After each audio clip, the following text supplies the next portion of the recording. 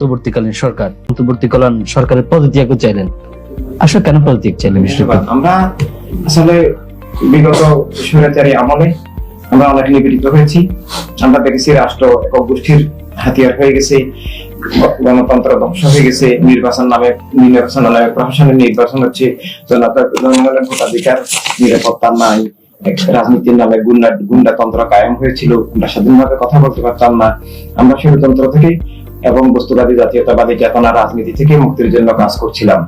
তো পরবর্তীকালে কোটা আন্দোলনের মধ্যে দিয়ে যখন সেটা সরকার পতনের আন্দোলন হলো, জনগণ সবাই সরকার পতন চাইলো, কিন্তু পতনের পর যে অন্তর্বর্তী সরকার হলো, আমাদের আশা ছিল যে তারা দেশে গণতন্ত্র পুনরুজ্জীবিত করবেন, মানবাধিকার পুনরুজ্জীবিত করবেন, জনগণের জানমালের নিরাপত্তা বিধান করবেন এবং তারা একক গোষ্ঠীর পক্ষপাত প্রতিনিধিত্ব করবে না।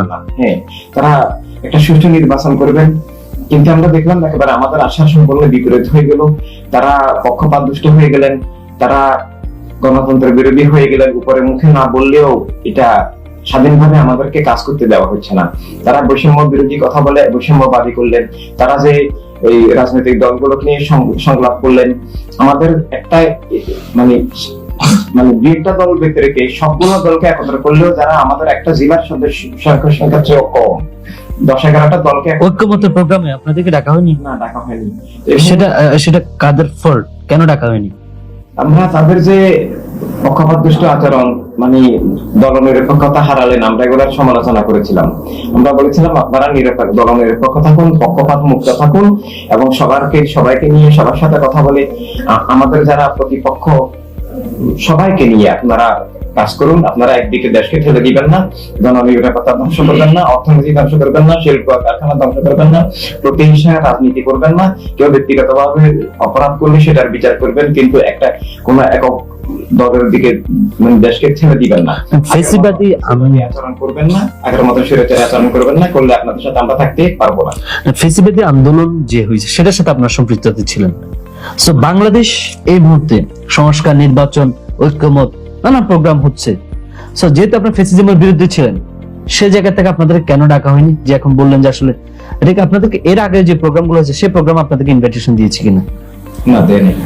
সেই জায়গাতে আপনারা কোন ধরনের রাষ্ট্রীয় ভাবে অভিযোগ করছেন কিনা? সেই জায়গায় আমরা করেছি, আমরা তাদের কাছে 10 দফা স্মারকলিপি পেশ করেছি, আমরা প্রধান উপদেষ্টার কাছে স্মারকলিপি পেশ করেছি, আমরা প্রেসিডেন্টের কাছে স্মারকলিপি পেশ করেছি, আমরা ঢাকা প্রেস ক্লাবে সংবাদ সমাধান করেছি, প্রেস ক্লাবের সামনে জনসমাবেশ করেছি। আমরা সবাই তুলে ধরার চেষ্টা করছি যে আপনারা রাষ্ট্রকে এক গোষ্ঠীর দিকে ঠেলে দিবেন না, জনগণই বিচারক, জনগণই রাষ্ট্রের মালিক, জনগণই সিদ্ধান্ত নিবে এবং সবাইকে অধিকার দিন, আমাদেরকে কথা বলার সুযোগ দিন এবং একটা দলনিরপেক্ষ, একটা পক্ষপাত মুক্ত থাকুন, নির্বাচনের ব্যবস্থা করুন।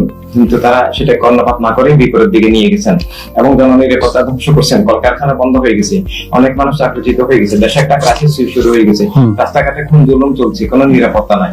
এই অবস্থায় আমরা তাদের উপর থেকে সমর্থন প্রত্যাহার করে আমরা তাদেরকে পদত্যাগের আহ্বান জানিয়েছিলাম রাষ্ট্রের স্বার্থে। আমাদের কোনো ব্যক্তিগত বিদ্বেষ নাই, রাষ্ট্রের স্বার্থে আপনারা তাদের পদত্যাগের আহ্বান জানিয়েছেন এবং যে আপনারা যে স্মারকলিপি যে দিয়েছেন তার রিপ্লাই তারা কি দিয়েছে? খুবই দুঃখজনক যে তারা একটা লিখিত রিপোর্ট, একটা যে জবাব দিবেন, কারণ তাদের জবাব মতো ক্ষমতা নাই, কারণ অভিযোগগুলো সত্য এবং তারা অন্যায় করছেন, তাই তারা নিজেদের সাফাই দেওয়ার মতো এবিলিটিও তাদের নাই, দেন না, এটা সৌজন্য প্রকাশ করেন না। আচ্ছা, যেই আপনার যে স্মারকলিপিটা যে প্রদান করছেন সেটা হচ্ছে যে রিসেন্ট যে ঐক্যমতের যে একটা প্রোগ্রাম হয়েছে, তার আগে কি আপনার স্মারকলিপি প্রদান করেছেন? অনেক আগে। তাহলে তারাও এটা আসলে বিচার বিশ্লেষণ বা বিবেচনা রাখেননি কেন? সেটা আসলে তারা যে বৈষম্য করছেন, তারা যে গণতন্ত্রে বিশ্বাস করেন না, সবার অধিকারে বিশ্বাস করেন না, তারা যে পক্ষপাত করছেন, তাই প্রমাণিত হলো।